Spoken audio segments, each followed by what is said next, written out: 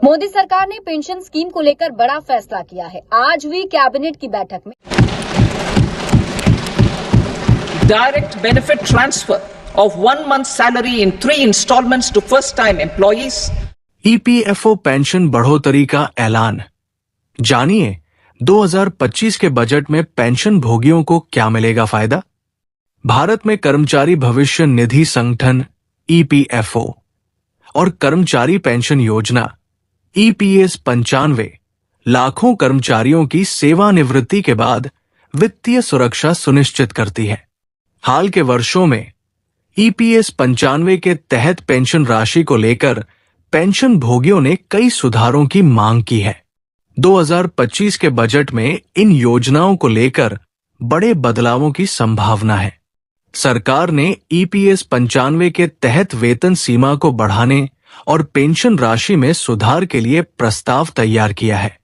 इसके साथ ही न्यूनतम पेंशन राशि को 1,000 रुपए से 700 रुपए तक बढ़ाने और महंगाई भत्ता देने की चर्चा जोरों पर है। आइए विस्तार से समझते हैं कि ये सुधार क्या है और पेंशन भोगियों पर इनका क्या असर होगा। ईपीएफओ और ईपीएस 95 पेंशन 2025 के मुख्य सुधार। सरकार ने ईपीएस 95 योजना में कई बड़े बदलावों का प्रस्ताव दिया है, जिनमें से सबसे प्रमुख वेतन सीमा का विस्तार और पेंशन राशि में वृद्धि है। वर्तमान में ईपीएस 95 योजना के तहत वेतन सीमा 15,000 रुपए प्रति माह है, जिसे बढ़ाकर 21,000 रुपए प्रति माह करने का सुझाव दिया गया है।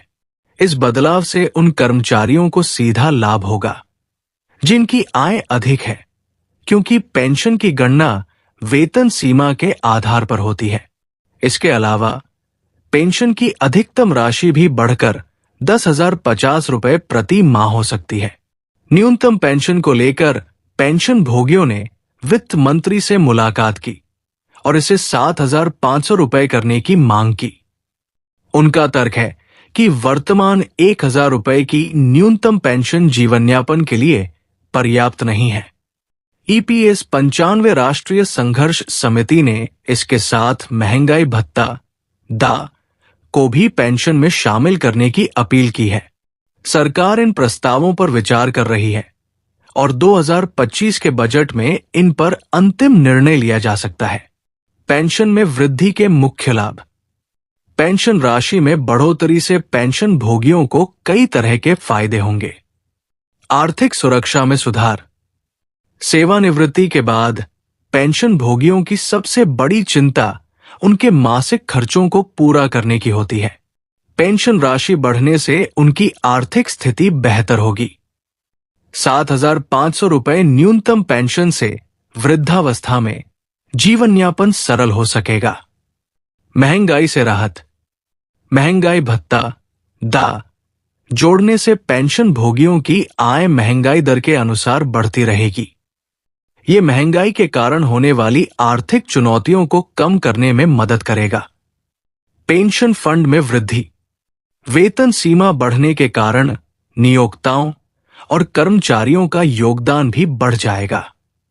इससे पेंशन फंड मजबूत होगा और भविष्य में पेंशन राशि में और सुधार की संभावना बनेगी। ईपीएस 95 पेंशन सुधार की मांग। पेंशन भोगियों की प्रमुख चिंताएं। ईपीएस 95 राष्ट्रीय संघर्ष समिति और पेंशन भोगियों के प्रतिनिधियों ने कई सुधारों की मांग की है। इनमें मुख्य रूप से निम्नलिखित शामिल है। न्यूनतम पेंशन में वृद्धि। पेंशन भोगियों ने न्यूनतम पेंशन को 7,500 रुपए करने की मांग की है। उनका कहना है कि वर्तमान 1,000 रुपए पेंशन वृद्धावस्था में जीवन यापन के लिए पर्याप्त नहीं है।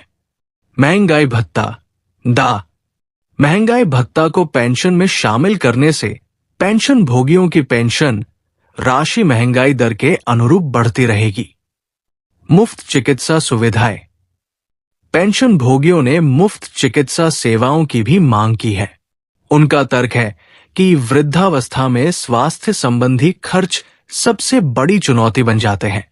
सरकार इन मांगों पर विचार कर रही है और उम्मीद है कि 2025 के बजट में इन पर सकारात्मक निर्णय लिया जाएगा। ईपीएस 95 पेंशन योजना में सुधार का व्यापक प्रभाव। पेंशन भोगियों पर सकारात्मक प्रभाव।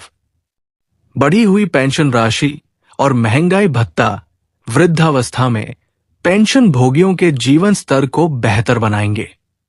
सेवानिवृत्ति के बाद आर्थिक सुरक्षा उनकी सबसे बड़ी चिंता होती है, जिसे ये सुधार दूर कर सकते हैं। समाज पर प्रभाव।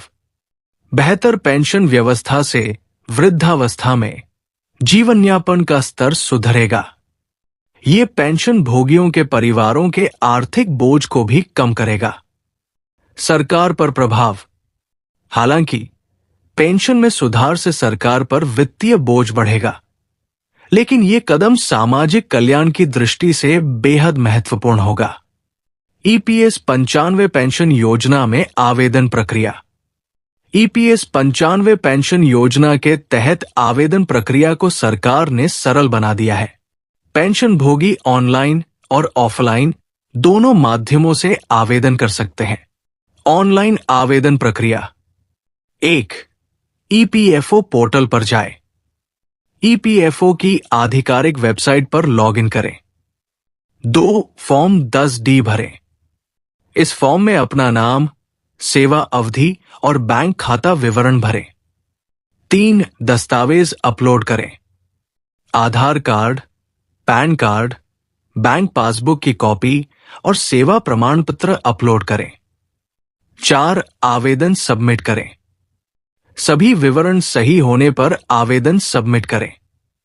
इसके बाद पेंशन प्रक्रिया शुरू हो जाएगी। ऑफलाइन आवेदन प्रक्रिया। पेंशन भोगी निकटतम ईपीएफओ कार्यालय में जाकर आवेदन कर सकते हैं। इसके लिए उन्हें फॉर्म 10D भरकर आवश्यक दस्तावेजों के साथ जमा करना होगा। ईपीएस 95 पेंशन योजना का भविष्य। ईपीएस 95 पेंशन योजना में प्रस्तावित सुधार पेंशन भोगियों के जीवन को बेहतर बना सकते हैं। बढ़ी हुई पेंशन राशि और महंगाई भत्ता जैसे सुधार वृद्धावस्था में आर्थिक सुरक्षा प्रदान करेंगे।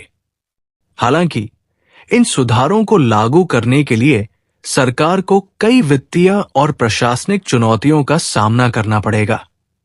इसके बावजूद ये कदम समाज के लिए दीर्घकालिक लाभकारी साबित हो सकते हैं। सरकार और पेंशन भोगियों के बीच संवाद और समझ बढ़ाने से ईपीएस 95 पेंशन योजना को और अधिक प्रभावी बनाया जा सकता है। 2025 का बजट इस दिशा में एक बड़ा कदम साबित